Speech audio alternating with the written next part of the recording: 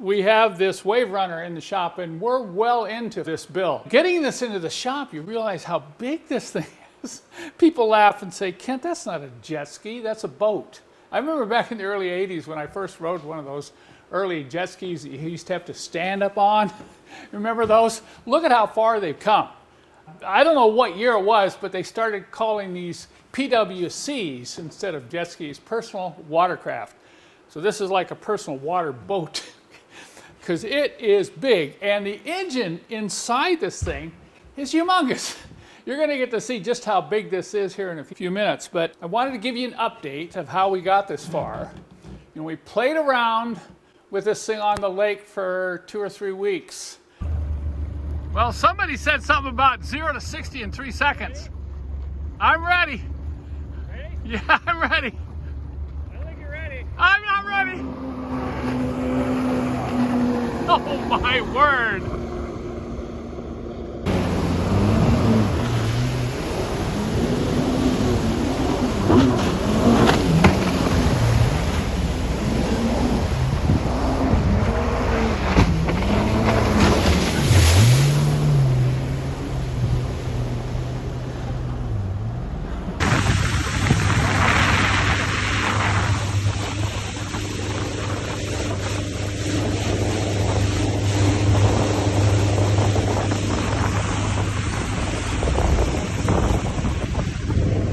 Joel was the one that wrote it most of the time. You know, he says, man, I got this thing almost up to 80 miles an hour. Well, I got on it and I have 50 is good enough for me.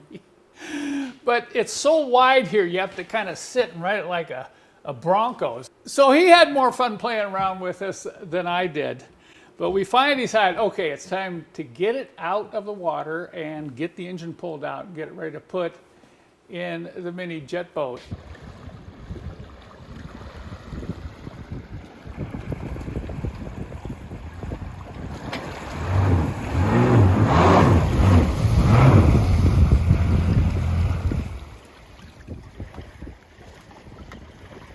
You know, I put this on the trailer, hauled it out the shop, and I said, okay, how are we going to get this off the trailer? You know, it's a little over 1,000 pounds. So I got the bright idea, well, let's roll it in the shop and use the car lift over there to lift this thing off the trailer. Well, the wheels of the trailer just barely squeaked in between those 2 posts on the lift.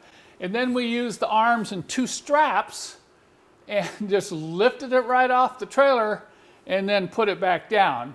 And once we got it down, we put it on a couple of little skids, but I knew I had to stabilize the front end because it's pretty tippy. Looking inside this thing, man, you're thinking, how did they get this in here? It's very obvious this is a really tight fit.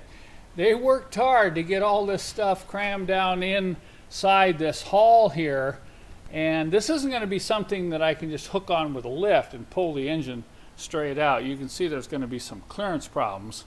So we're going to start by getting this rear deck off and begin to look at how we're going to disconnect everything and pull that engine out of this wave runner. It took us about a day to pull the engine. I got Joel and Ryan in here, and we used the lift arms and a tilter to get the engine out. Now I'm going to explain some of the things we had to remove from the engine in order to get it out of the hull. You know, if any of you are going to decide you want to do something like this, there's a learning curve. This is a fairly new industry, and it's rapidly growing right now with a lot of interest in building these mini jet boats. So I'm going to show you now what we removed, and then I'm going to talk about the jet pump and the hydroblaster. You're going to be impressed with that. This is Yamaha's 1.8 liter SVHO supercharged engine. And you're looking at that, you say, Kit, that's a car engine. You're right. This is an engine for a compact car. There's some really unique things about this engine. You know, it's using all modern technology. Note, single coil for each cylinder, uses common rail fuel injection. This is all computer controlled. But right up here, this is the thing that makes it really scream. It has a front drive supercharger.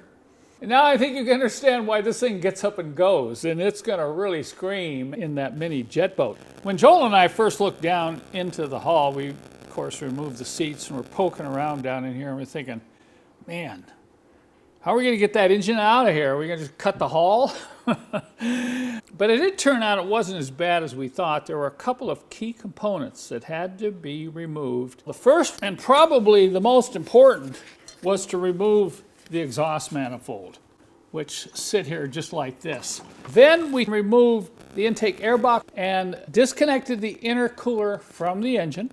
There were a couple other things that we removed in the back here, including 2 of the motor mounts on this side. But if you notice, we decided to leave as many things hooked up as we could. I've learned working with these type of projects, don't get too carried away at tearing everything apart, because there may be delays in reassembling and the mind can waver on remembering where everything goes. So we literally left as many things hooked up as we could. You see, we left a lot of the wiring, the computers hooked up to the back of the engine, and we only disconnected the things that we had to lift the engine up out of the hull. We used the lift arms to lift this out. And as we brought it up off the mounts, disconnected the rear coupling, we tilted it so the back came up, and then we wiggled it, moved it up a couple feet, and then we went around, disconnected a few more hoses underneath, and then we were able to lift it up out of the boat. And then set it right down on this cart. We're taking this in phases. We're learning as we go, and we're being very careful to make sure we do this right. 2 days ago, we jacked up and blocked the back end of the Wave Runner. I had Jerson come out and help me remove these units from the back end of that ski. Now, you're looking at Yamaha parts here, okay? This is the water inlet. You know, the tunnel is made out of fiberglass, and the water comes right up underneath the bottom of the boat into this housing, then goes right into the jet pump. There's an impeller here that's driven by this drive shaft, and you can see the tight tolerances on that impeller, and that pushes the water right through this housing and out the end of this nozzle. Now, this nozzle, notice it moves up and down, it moves right to left. Well, this can be used as a trim for the boat, and of course, moving the nozzle this way will steer the boat. So that's how Yamaha engineered this. But imagine putting this in an aluminum mini jet boat that you're going to run up the river and possibly run through some shallow water. What do you think the problem is? Look at that grate. Can you imagine running over a rock bar? You're going to be sucking rocks right up in here and right into this impeller, and you damage that impeller. It's going to have to come out and be replaced. I think this was probably the biggest challenge for those early builders of those mini jet boats. They had to figure out a way to adapt the factory jet pump. Now, this could be a Kawasaki, a Honda, a Yamaha, whatever, because there's a lot of different variations. I can just imagine they're saying, well, how are we going to do something? Maybe the early ones just took this and kind of added some bars to give it a little bit better screen. But as this industry's evolved, companies like RS Racecraft have come up with some really ingenious products, and that's what I want to show you now. This we're not going to use, but this unit we are going to use.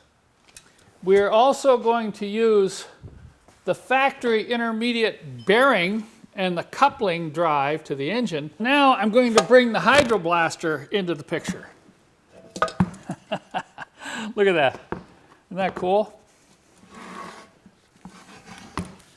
What a nice piece of engineering. Look at the bottom. These are all steel bars. I know RS Racecraft went through a lot of engineering and trial and error to get this assembly just right. Too many bars, you're going to have restriction and possible cavitation. Not enough bars, you're going to allow too large of objects to enter into the impeller and the pump housing. So this is all machined, and right here is where this will bolt up. And of course there's a rubber coupling, and then the other coupling comes off the back end of the engine. So the engine is going to come right into here. I'm going to show you what that rubber coupling looks like. Kind of an interesting design here. See that? And that fits right in here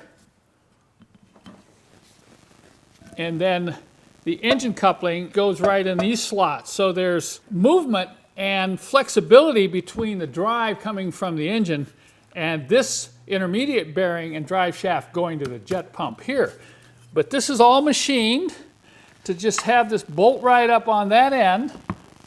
And then there's an intermediate plate that's CNC machined at RS Racecraft. So this part goes inside the boat. This bolts on the outside. And then the jet pump assembly is installed like this and bolted up to this adapter like that. So you can see I've been playing around with this the last couple days, just trial fitting everything. Everything just lines up. But you can see this drive shaft's a little too long, isn't it? So we're going to have to get one of those, and they have those available. So we're going to be ordering motor mount adapters and a new drive shaft. And the goal in the next phase is to get this hydroblaster installed in the hull and get it properly sealed.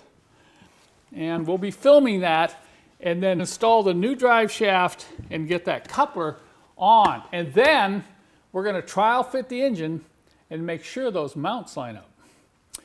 So that's the plan. The phases continue.